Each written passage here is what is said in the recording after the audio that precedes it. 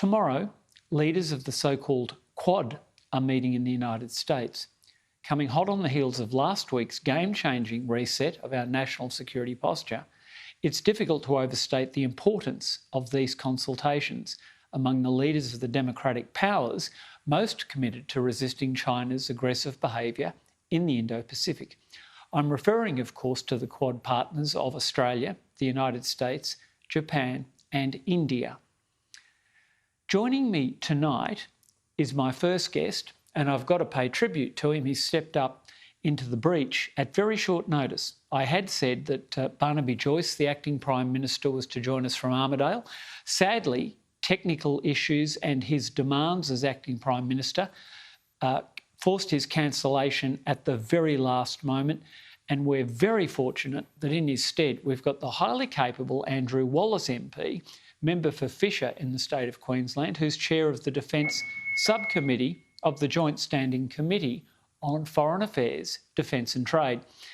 Now, Andrew's also forgiven me for referring to him as unrepresentative swill and a senator on the Paul Murray show last week, so it's even better and more good-natured of him to join me at such pitifully short notice. I dare say it's the clan ties from the Wallaces and McGregors going back to the Battle of Bannockburn. Andrew Wallace, I can't say any more than welcome to the McGregor angle.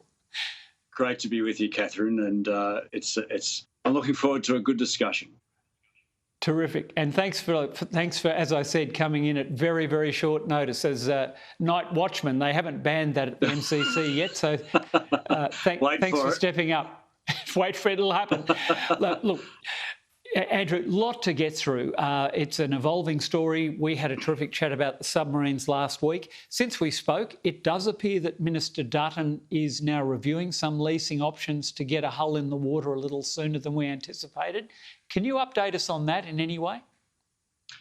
I think it's absolutely vital that we get these new class of submarines, whether it be the UK Astute or the US Virginia or something like that, in the water as soon as possible. We can't simply wait to get these submarines for another 2 decades. The Prime Minister, when he made this announcement, said that the design would be started this decade, with boats in the water starting next decade. That's great, but we need to get them a lot sooner. That's not to suggest that our existing Collins-class submarines are not capable. They are absolutely capable. I've had the privilege of spending 3 or so days out at sea on them, and they are absolutely incredible pieces of equipment and manned by exceptional men and women of the Royal Australian Navy. That is absolutely correct. And look, you'd be watching closely, of course, as the Quad, on the eve of the Quad. What I'm interested in is a breaking story today about this expanded trade collaboration that had originally been the Pan-Pacific Partnership, now the Comprehensive Progressive Partnership, so-called. Andrew, what are you anticipating there in terms of the other members supporting Australia? We've resisted Chinese coercion, which has been very specifically targeted at our agricultural sector in particular. What's your feeling about whether other powers will back us in wanting to take Taiwan's side in that, and does it risk escalating tensions even further with China? I know that's a mouthful. Take your time to work through the angles on that. Look, I think we will see a great amount of support for Australia in the what was going to be the Trans-Pacific Partnership. There are a lot of like-minded countries in the Indo-Pacific who share Australia's values for wanting peace and stability in the region, and that's effectively why we've entered into this new trilateral arrangement with the UK and the US. It's why we're continuing our discussions at a leadership level starting tomorrow with the Quad. I think that most countries in the Indo-Pacific, in fact, I'm sure that all countries in the Indo-Pacific want to see continued peace and security.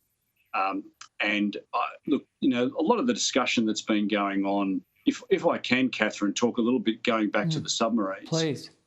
Yes. I was really quite disturbed to hear some of the comments about the submarines that have been made by the previous Labor Prime Ministers Keating and Rudd.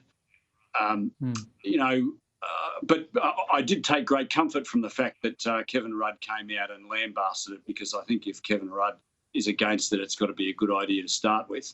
I think what the Labor Party is pretty much all at sea on this issue, if you pardon the pun. I think I'm concerned that the Labor Party, whilst on the one hand they're talking about backing the arrangement, they send ex-Prime Minister Keating and ex-Prime Minister Rudd out there to go and poo-poo it. I think that's a real shame. I think that the AUKUS announcement that was made last week on the 16th of September will go down as one of the great days, a pivotal moment in Australian foreign policy. We need to strengthen those relationships with our traditional friends, and we need to build new relationships and develop relationships with existing ones. I've got no doubt that our friends in the Indo-Pacific will welcome AUKUS, that they will at the very least privately welcome the fact that we are now going to be building nuclear-powered submarines. I think that there may be a little bit of gamesmanship going on with some, perhaps wanting to keep face with China at a public level. But I think privately we'll be very, very pleased to see this increased capability that Australia will now have. And that's certainly been my experience, Andrew, when I was in army-to-army talks with Indonesia specifically, to whom I guess you're alluding there. There's great scepticism about China there. They moderate their language, but I've got no doubt they, along with the Philippines and Singapore, are very concerned about the incursions of those so-called Coast Guard or thinly disguised fishing fleets in their own territorial waters. So I think long-term this is coalescing exactly where we'd want it to be. Could I ask one parting question on this? And it's a tough one. The Royal Navy has not been averse to engaging in freedom of navigation exercises through the contested waters in the South Pacific. Can you see now, regardless of delivery of submarine hulls, that we may step into tighter collaboration with our two partners and perhaps take the next step at exercising freedom of navigation in those contested waters? Well, we have undertaken freedom of navigation exercises with our allies. We have done that in the past. We have not done it as much as certainly the US has done it.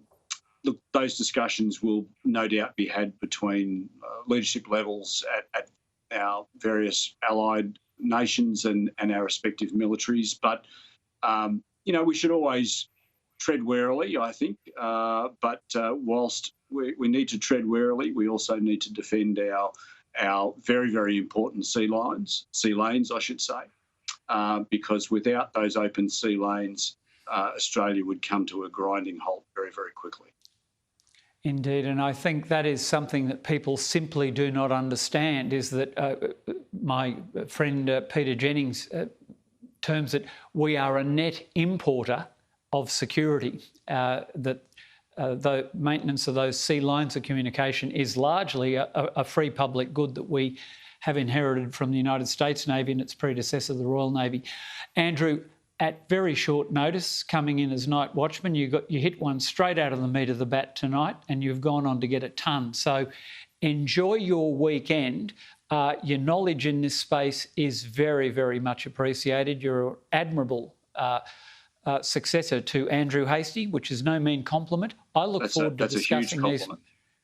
Well, it's meant, and we're both fellow Queenslanders, although I see you're born and bred in Melbourne, and I did go back and look at your first speech to Parliament, where you said our greatest enemy may not be a sovereign state but apathy, and your mastery of the detail in this area is commendable.